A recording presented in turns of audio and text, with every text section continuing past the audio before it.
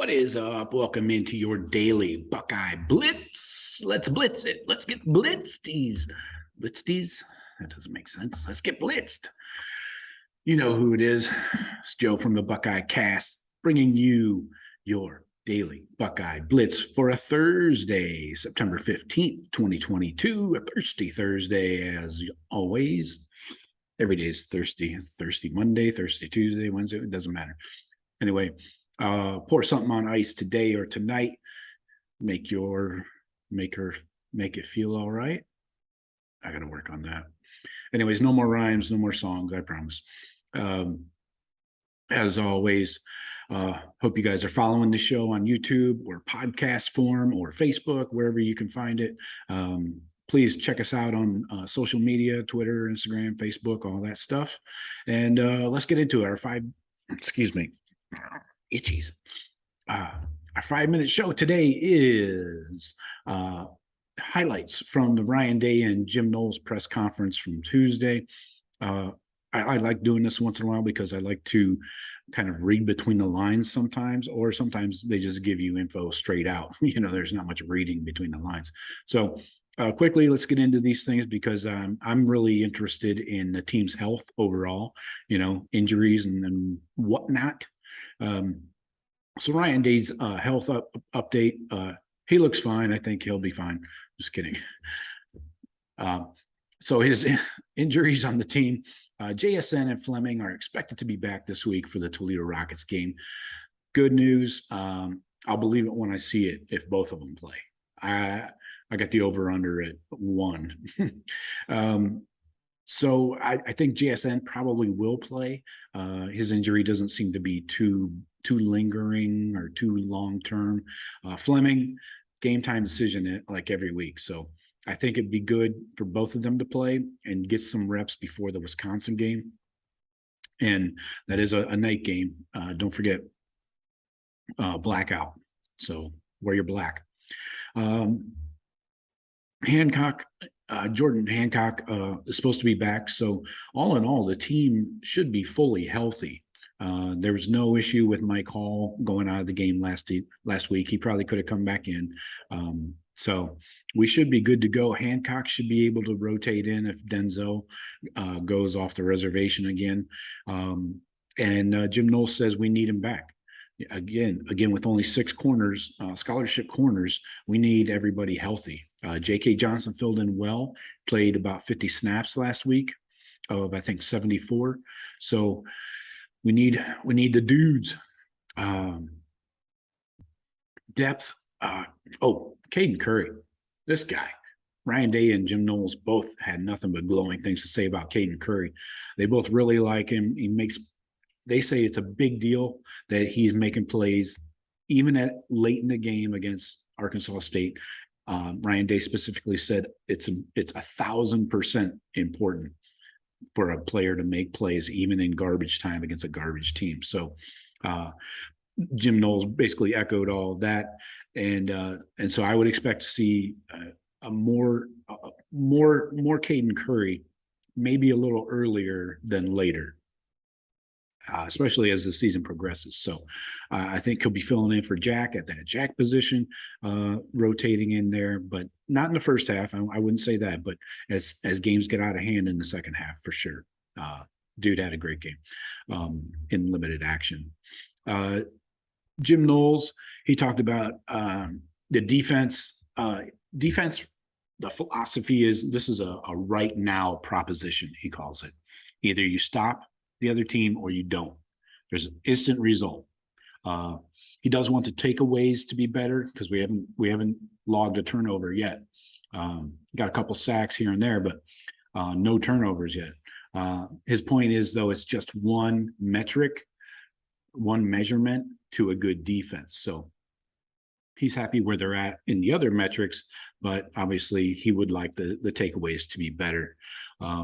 He did say on Caden Curry and Mike Hall both, he noticed them when he first got to Ohio State and saw their first step, their get off. Their get off is different from everybody else. And that's obvious with Mike Hall. We're learning that about Caden Curry now. So Another area of concern on the defense, tackling. He says tackling can be better. Overall, they're happy with where they're at, but it's a habit, and they had to start different practice habits. It's about getting in good position to tackle well, and they had to basically start from scratch, make it a habit, and practice it. He said he feels they've had a good start. They did have some missed tackles here and there, but nothing glaring. So overall, he's happy with it. I think we'll see this improved as the season goes on. So regarding Denzel Burke, he says Denzel's fine. He talks about the corner position. 99.99% of the population couldn't do that job. It's a tough and competitive situation you're thrust into. He said it was good to have him come out of the game, reassess, and then go back in. So he did better when he went back in. We noticed that. It's natural to have ups and downs at that position, and we know being out on the island outside going against receivers, it's glaring when you make a mistake. It shows up a lot greater than something down in the trenches, so, and everybody's got, all the cameras are on the receivers and the corners. So he said that Denzel has a great attitude and we trust him. I think that the last item there, we trust him, is the most important. If a coach says that or doesn't say that, that's huge. So that's one of those things you have to listen to everything that's being said. And when he says we trust him, I think that's huge. Like I mentioned, he said Hancock, he'd love to have Hancock back, but it is what it is. Like Ryan Day, if Ryan Day is accurate, he said that Hancock will be back for this game. Apparently, it was a rather serious hamstring injury he was dealing with. So hopefully he's good to go. It'd be nice to get him some reps before the Wisconsin game, and we get into Big Ten play, of course. Talking about the linebackers real quick here. He likes Steele because he's athletic. Cody, he really went on about his physical presence.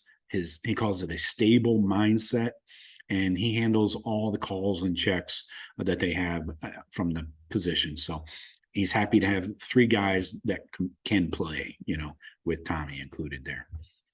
Regarding CJ Hicks, said it's hard to get him quality reps in season. So right now, so I would be surprised if we see him other than garbage time. I wouldn't expect it.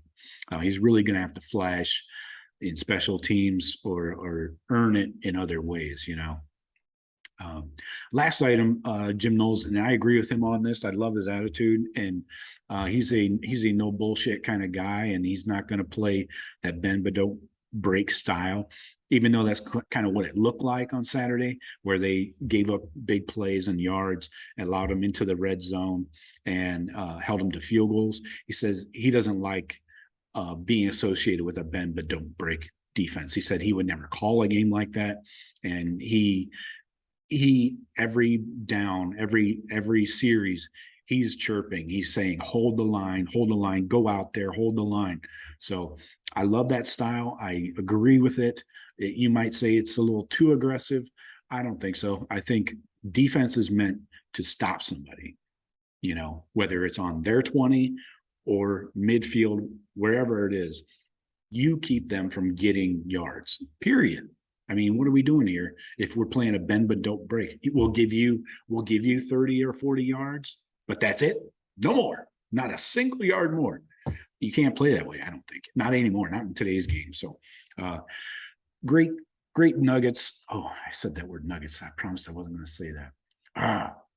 Great tidbits. How's that? Great news. Great notes. That's good. Great notes from Coach Day and Jim Knowles. Always a good interview with Jim Knowles. So that's all I got for today. Let's get ready for a Football Friday tomorrow. Talk to you later. Go Bucks.